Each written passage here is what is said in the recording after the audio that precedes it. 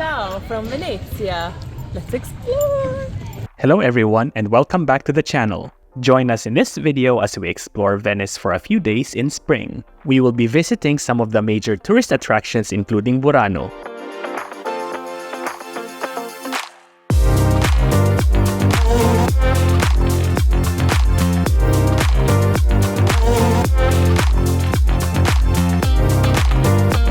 Let's buy tickets. The dock is just a 6-minute walk from the airport. Yeah, but you have to go on the first floor, not outside like we did first. Yay, look at this! This is the map, and here you can see it too. It looks a little bit like a fish. There are no vehicles allowed in Venice, so it's either you walk or take one of the water buses, also known as Vaporetto. The water taxi is a faster option, but we found it to be quite expensive. If you're coming in by plane, you can take one of these water transport options straight at the airport.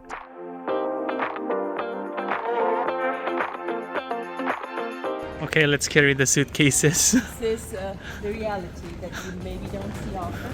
This isn't our first time in Venice, but we still find it a bit difficult to find our way around the city. There are so many twists and turns, it's pretty simple to walk down the wrong street. Also, the street signs are not exactly easy to find, and GPS does not always work here. The first day is always the most challenging. Trying to find our hotel while dragging our luggage through uneven streets and bridges, and dodging tourist groups along the way is not an easy task. Once you have found your hotel and checked in, it's best to rest for a couple of hours and plan what you want to see before going out and getting lost again. Let's first master these stairs. Let's not fall down. Now I understand why they have those, how do you call this in English? Incense? Incense? Why? Like, Smells. because it's island on water. Where are we headed? Rialto Bridge? Yeah, let's try It's the to find closest to the hotel, right? So far, yeah. There are several major tourist attractions in Venice, and one of them is the Rialto Bridge, which is the first one in our itinerary. Based on experience, we think it's best not to rush to those sites. Instead, enjoy the stroll and take in the city's iconic canals, bridges, and architecture.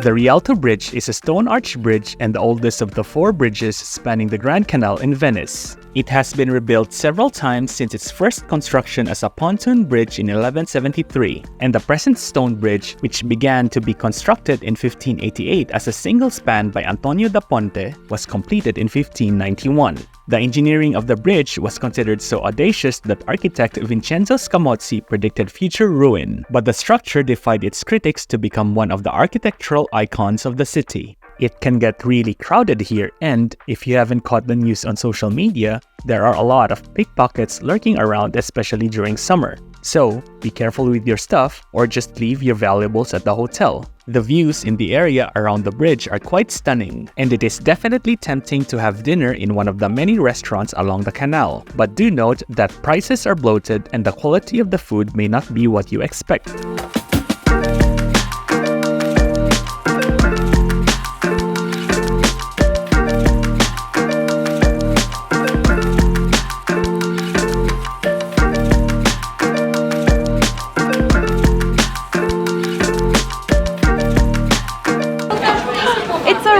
With Frida Kahlo.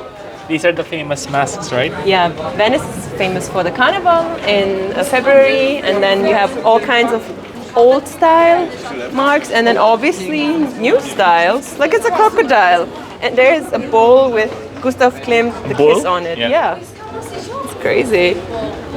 If you want to go souvenir shopping, there are countless shops here to choose from, but do this during daytime when most of them are still open. Further down the bridge, and depending which side you are on, you will also find the San Giacomo di Rialto. It is the oldest church in the city according to tradition, but the first document citing it dates only from 1152. Covered by the shops on the left side, but it doesn't matter. More on the left side. Just a few steps away, there's also the Mercato di Rialto where you can find fresh fruit, vegetables, and fish, but it is only open from 7 a.m. to 2 p.m.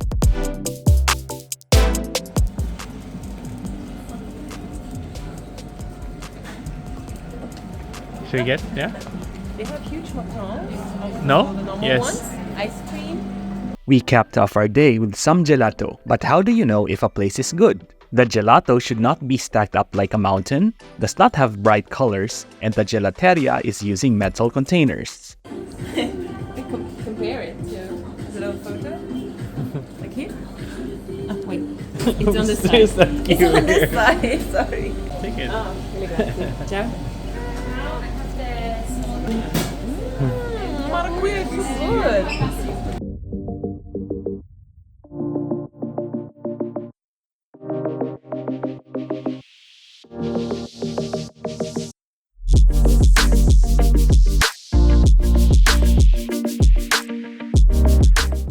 I'm going sightseeing alone today because the other half of the channel isn't feeling really well. And I'm currently at Piazza San Marco. Piazza San Marco, also known as St. Mark's Square, is the principal public square of Venice. And around here, you will also see the Basilica di San Marco, Campanile di San Marco, and the National Archaeological Museum of Venice. But don't miss the Torre del Orologio, which is a Renaissance tower from 1499. The line to the cathedral is very long.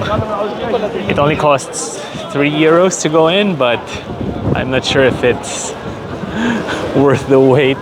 I have never been inside St. Mark's Basilica, so that's my priority for today. The waiting time for me was more or less 30 minutes. The church is dedicated to and holds the relics of St. Mark the Evangelist, the patron saint of the city.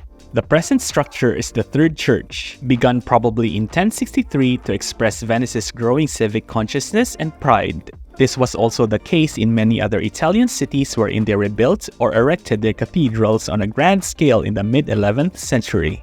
Like the two earlier churches, its model was the 6th century Church of the Holy Apostles in Constantinople. You will notice that it has Middle Byzantine, Romanesque, Islamic, and Gothic elements.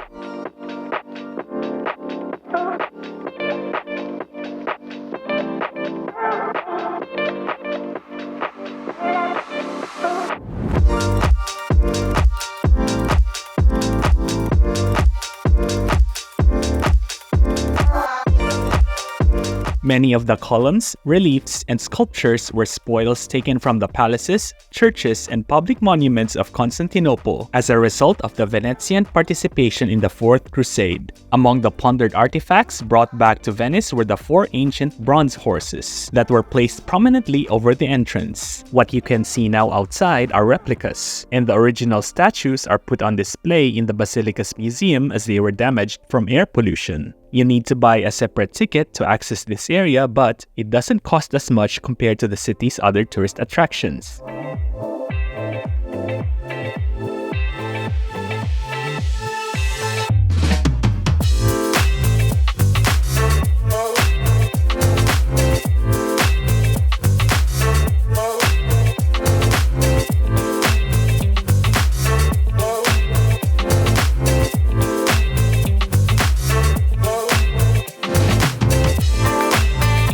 I wanted to check out the Doge's palace or Palazzo Ducale after I was done with the Basilica, but they were closed for some reason. So I skipped the palace and went to see the Bridge of Sighs. Although only a small bridge, it's one of the most viewed structures in the city. Passing over the Rio di Palazzo, it connects the Prigioni Nuove to Palazzo Ducale. Legend has it that as criminals were taken from the palace over the bridge, they would cast one last glimpse at Venice and sigh, considering their forthcoming punishment and imprisonment, hence the bridge's name. Afterwards, I made my way towards Ponte dell'Accademia despite the rain. It's quite a walk from Piazza San Marco, but I certainly enjoyed going through the city's smaller and less busier streets, canals, and bridges.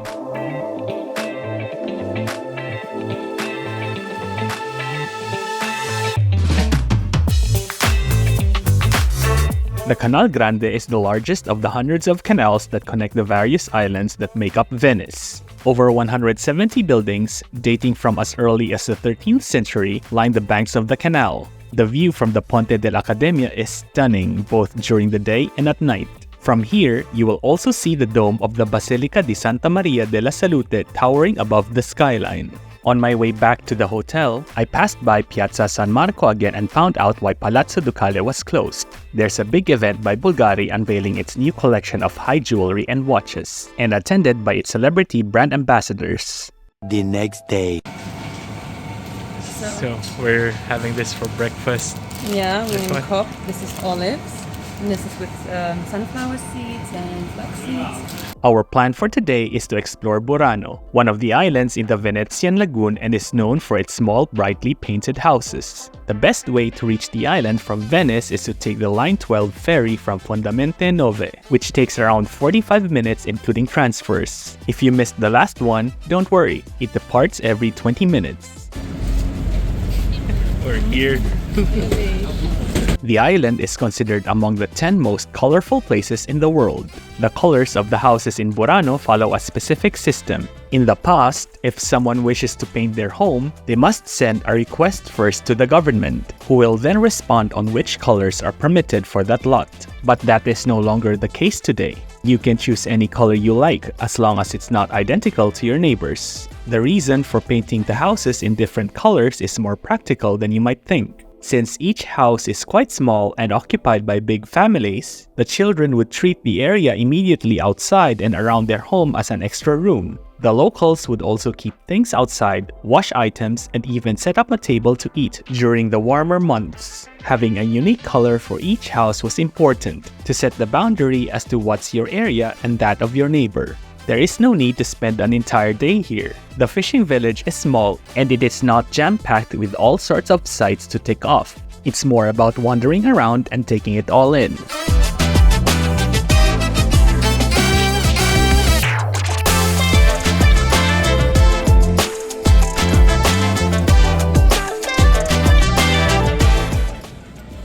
Where?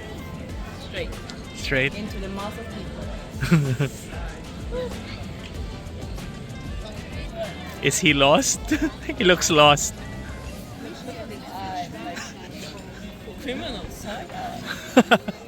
Two of the tourist attractions that we saw were the Leaning Bell Tower at Chiesa di San Martino Vescovo, which we saw earlier, and Bepi's colorful house. It is the most colorful house in Burano, decorated with geometric forms of any type, and appears on many postcards. Bepi, aka Giuseppe Tuselli, is gone now, and since the year he passed away, his house has been restored and its external facade remains unchanged.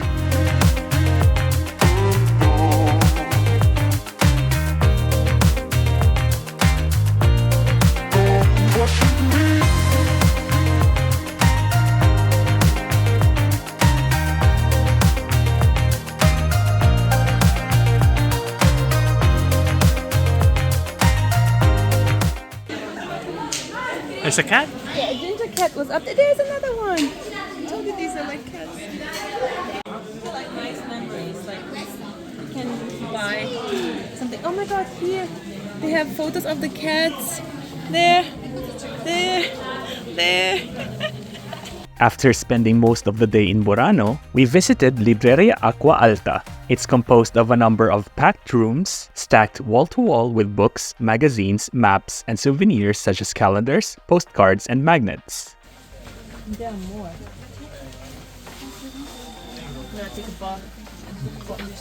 Due to Venice's constant flooding, these picturesque piles are all placed inside waterproof bins, bathtubs, and even in a full-sized gondola. The bookstore's name even means Bookstore of High Water. To complete the look, it has become home to several cats, who are also able to escape the rising tides by hanging out on top of the stacks. What did you get? We got the black cat because April is the black cat in the calendar. Calendar for next year. Yes. With all the cute cats. Oh, I want them all. All the library cats. That one we saw already. Yeah. At the back, there's a staircase made out of old encyclopedias where you can take beautiful photos. The bookstore is quite popular and it can get cramped inside, so try to avoid carrying anything bulky if you want to visit. What else did we buy? Two magnets. Yeah. Cat magnets. Then this is a postcards. nice, window. Then Burano where we just were, and then still the cat. Yeah.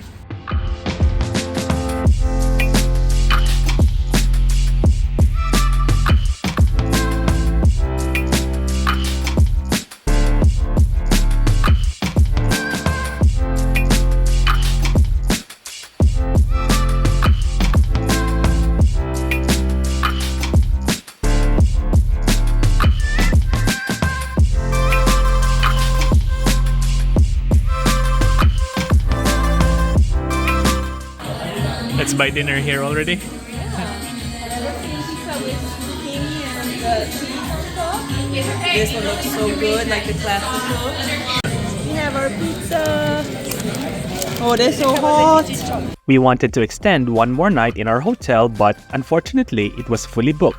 Other hotels were already very expensive because of the Bulgari event and also its peak tourist season. However, we managed to find something in Mestre and very close to an amazing restaurant. It's just ironic that we found a really good one outside the island. Most of the food places we tried there, not shown in this vlog, were disappointing. You cannot really trust Google reviews, so it's a hit or miss kind of thing.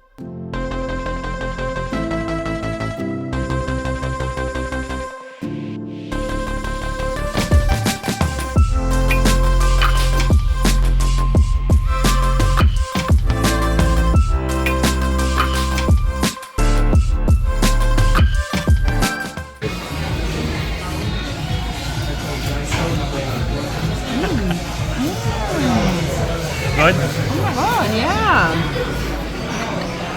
Wait. It's sour, but also sweet, but not overpowering each other. You need to try it. Try it.